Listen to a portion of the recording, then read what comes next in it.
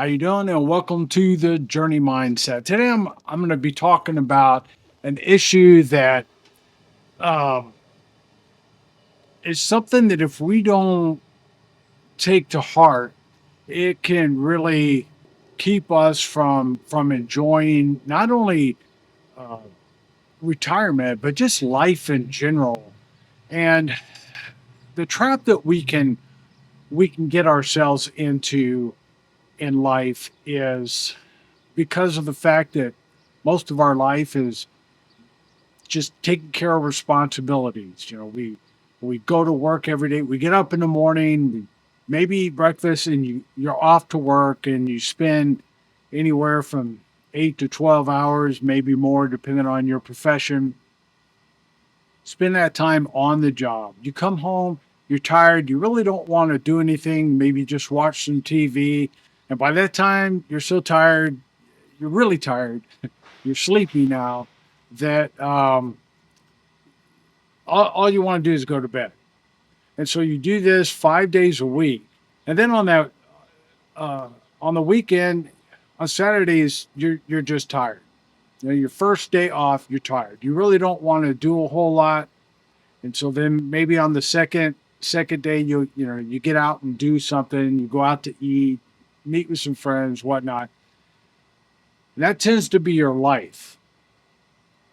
Now, when you think about as you start getting toward retirement, over the years, you continue to do that.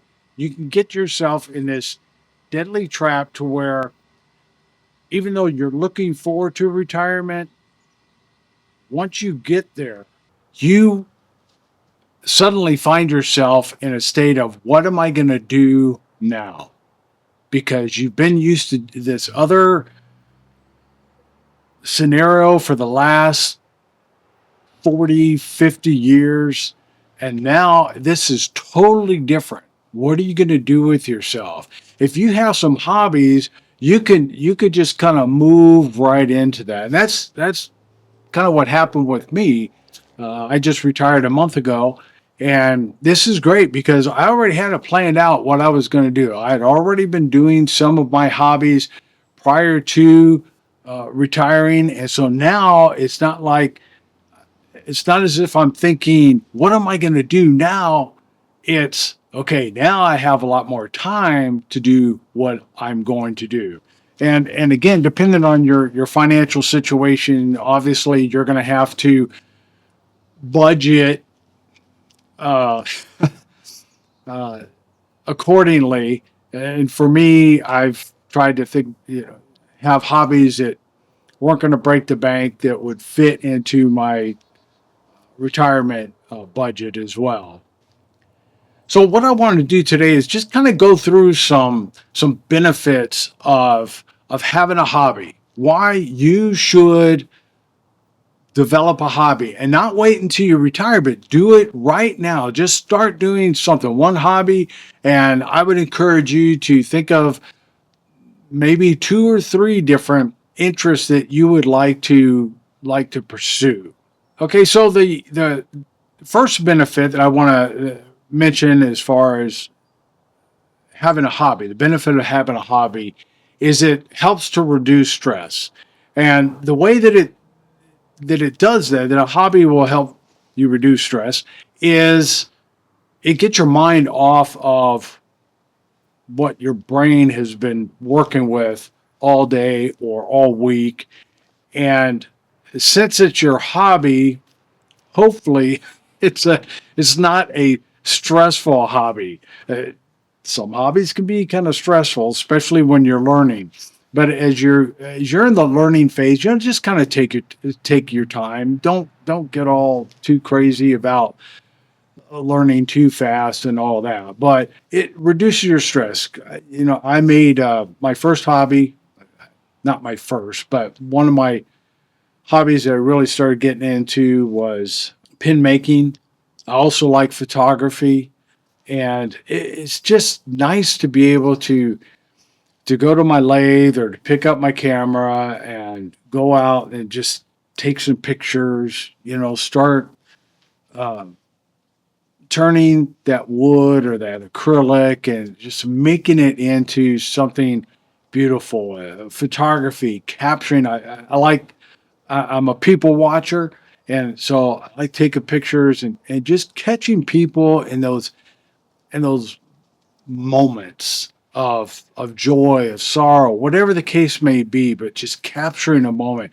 To me that was fun, and it reduced stress because it kept me from it kept me from thinking about my work, or I don't really have bad relationships and stuff. But if that's your case, it would help to alleviate that stress. It doesn't take you away. It's not like a permanent escape, but it does give you some time away. And sometimes that'll help you once you get away from a situation. Sometimes it helps you to think through the situation, actually can help you resolve the situation, find a good resolution to those. So reducing stress is one of the benefits of having a hobby. Another benefit would be boosting your creativity.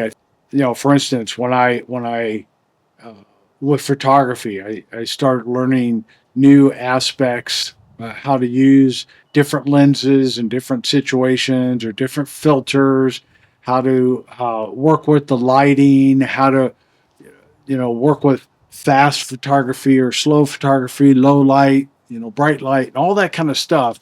And you start learning some tricks, and that's rewarding. With my pens, learning a new type of pen and working with a different type of material, that was always rewarding. It's just encouraging to you, which leads into another benefit, and that is your mental health. Sometimes we get to feel like, man, I'm not really good at anything. I don't know how to do anything. You go to work, you do your job, and maybe you do that okay. You just gotten into it. It's kind of second nature sometimes, or maybe sometimes you do struggle at it.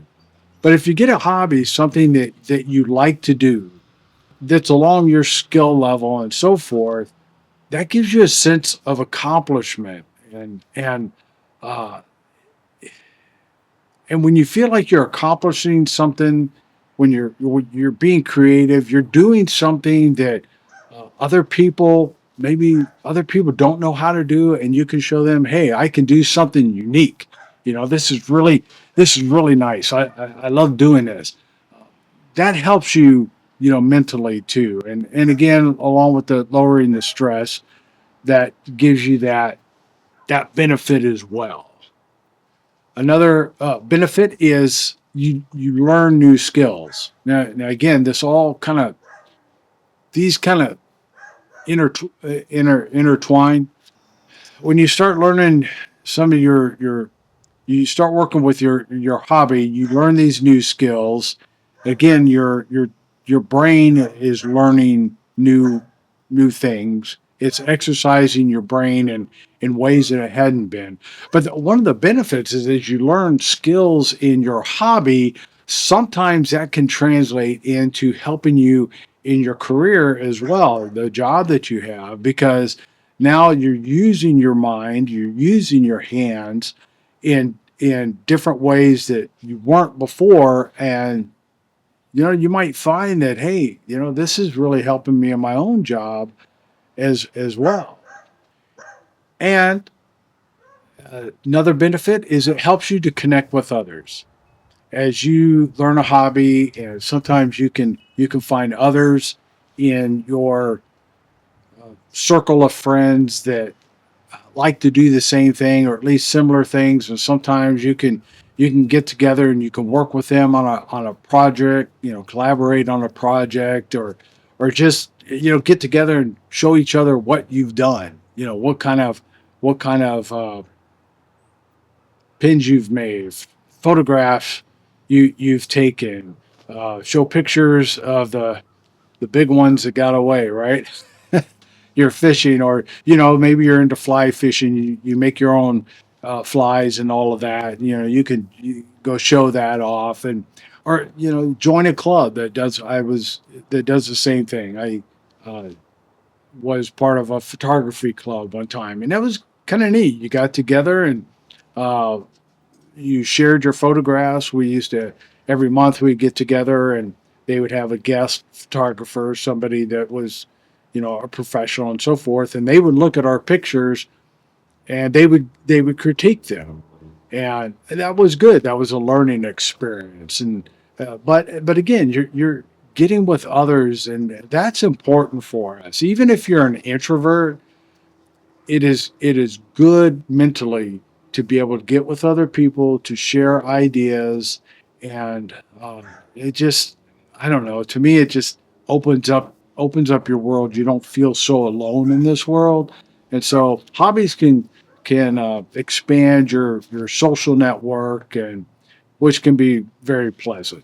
Hobbies can also uh, help you to increase your physical activity, and when you if you have a desk job and you don't move around a lot, sometimes a hobby can get you, especially later on after you get off work, it gets you up, moving around. You're doing something, you're using your hands. Even if you're standing, one of my hobbies is writing, and I have a desk that rises, raises, and lowers, and I keep it in a raised position because if I'm writing, I want to stand while I do that. I do have a desk where I'm taking care of other types of projects, but when I'm standing, it helps get a little bit more blood moving, and then that helps you think better as well. And so, there's benefits to that. Hiking, just going out on a hike, find some place that you like to walk, get you out in nature and that. And I don't know, it's just, even if you're in the city, a lot of cities have some sort of parks. Uh, Hopefully, it's a safe park. Um, and it's just nice to get out and just get away from the brick and mortar and get amongst the trees and the bugs and all that. But just hobbies, let your hobby keep you active. Gardening, take up gardening or something, and you know so the physical activity, but also mentally, it hobbies help you to stimulate your mental health as well. And that's the one thing you don't want to let go is your mental health. You don't want to become a couch potato. You don't want to sit in front of a computer just watching YouTube all day. Sorry. I mean, a little bit's good, right? Thumbs up. Anyway, you don't want to get so tied up in that it actually becomes unhealthy.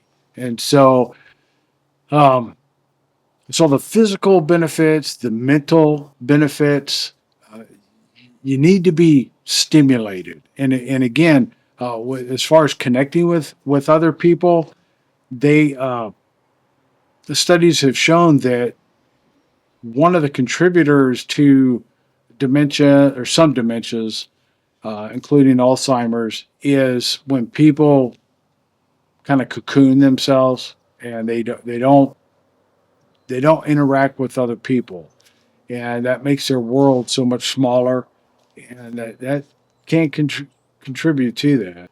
So that connectivity with others, the physical activity, the mental activity, that's all increasing your skills, uh, skill sets. Uh, Man, that's great.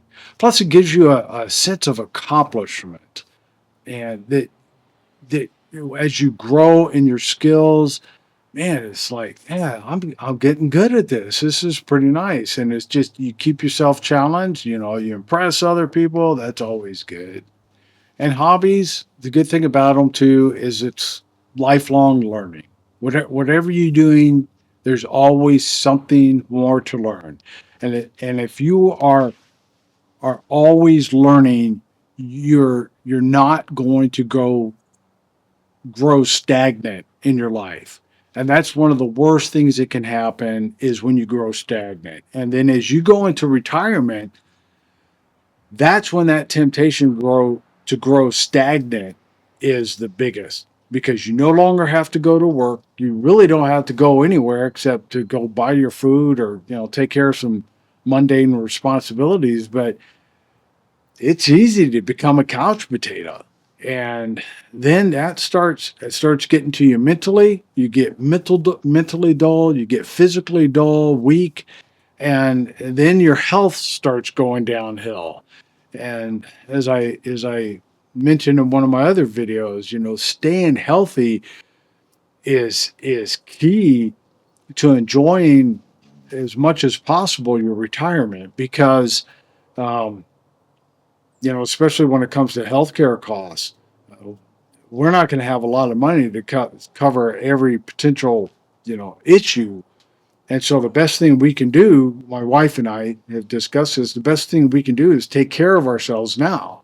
We're not health nuts, and I've been health conscious for a long time, but uh, not as a health nut. I don't just live on bean sprouts. I eat meat, and but I eat my veggies and all that kind of stuff. Eat in moderation. I love ice cream, so I eat that popcorn. Yeah, but there's a lot of stuff that I don't. So you got to stay healthy. You got to stay physically healthy. Let your hobbies help you stay physically healthy.